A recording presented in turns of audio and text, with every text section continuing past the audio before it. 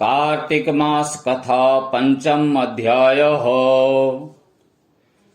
कार्तिक तथा अन्य मासों में किए जाने वाले इन पवित्र व्रतों की जानकारी प्राप्त करने के बाद नारद जी के मन में यह जानने की अभिलाषा जागी कि कार्तिक मास के लिए सर्वश्रेष्ठ व्रत कौन सा है। उन्होंने इस बारे में ब्रह्मा जी से पूछा। ब्रह्मा जी ने उत्तर में कहा, हे पुत्र, अब मैं तुम्हें उस परम गोपनीय और अटल फलदायी नक्त व्रत के बारे में बतलाता हूँ जो सुख, सौभाग्य और मोक्ष के साथ साथ स्त्रियों को अटल सुहाग भी देता है। परम पवित्र और पापनाशक इस नक्त व्रत को विधिवत करने से सौभाग्यवती स्त्रियां मनवांछित फल पाती हैं। इसलिए यह नक्त व्रत सौभाग्यवती स्त्रियों को अवश्य ही करना चाहिए। इस व्रत की इतनी महत्ता सुनकर नारद जी के हृदय में इसके विधि विधान को जानने की अभिलाषा जागृत हुई।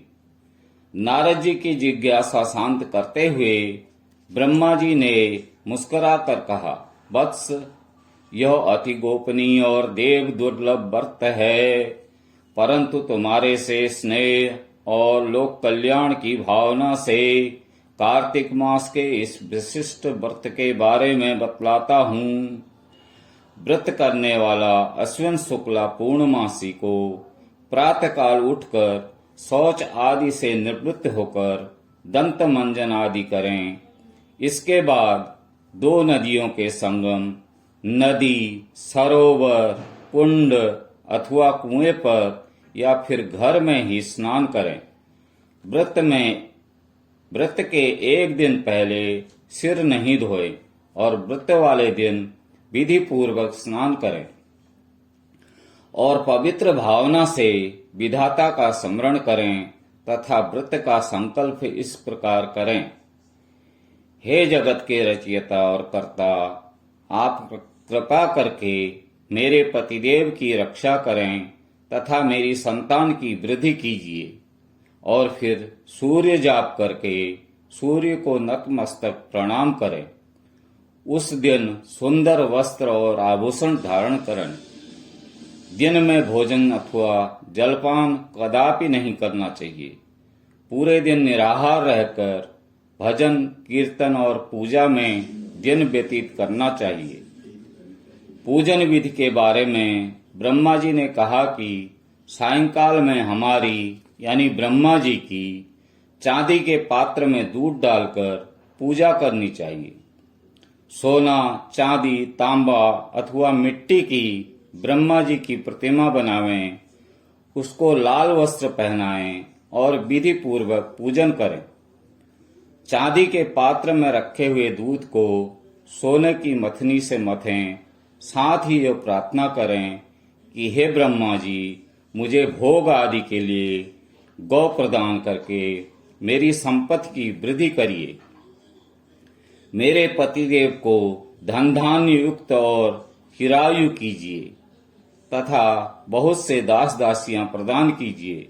इसके पश्चात ब्राह्मण को भोजन करावें और अपने कुल के वृद्धों और वृद्धाओं को बहुत स्वादिष्ट पकवान खिलाकर उनकी आत्मा को तृप्त करें। फिर तारों को देखकर स्वयं भी भोजन करें। यह अश्विन पूर्णमासी को किए जाने वाला ब्रह्मा जी का नक्त व्रत है। यह व्रत सब प्रकार के पापों का नाश करने वाला, समस्त कामनाओं को पूर्ण करने वाला तथा ज्ञानी पुरुषों को मुक्ति देने वाला है। भगवान जप, तप तथा तीर्थ स्नान में उतने प्रसन्न नहीं होते जितने कि इस व्रत से होते हैं। जो ब्रह्मा जी के आगे इस दिन कपूर जलाता है, उनको बड़े वृक्षों और गौओं के दान का फल मिलता है तथा उसके कई कुल वैकुंठ में वास करते हैं।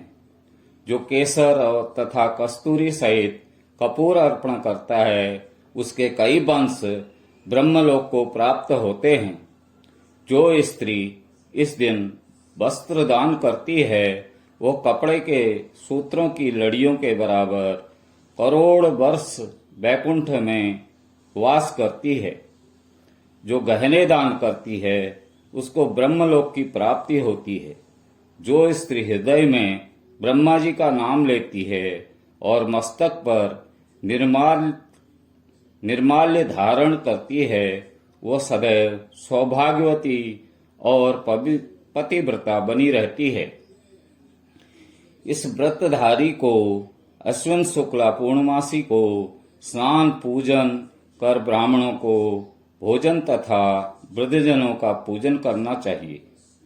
सायंकाल ब्रह्मा जी का पूजन कर प्रार्थना करें, हे ब्रह्मा विधाता, यह व्रत मैंने आपके निमित्त किया है, अतः इसमें किसी प्रकार की कोई कमी हो तो उसको आप स्वयं ही पूरी कर लें। ब्रह्मा जी ने यह भी कहा कि इस व्रत को करने की तो बात ही क्या है। जो इस कथा को पढ़ता है उसे भी अश्वमेध यज्ञ का फल प्राप्त होता है। इति पंचम अध्याय समाप्तम। भज मन नारायण नारायण नारायणं श्रीमन नारायण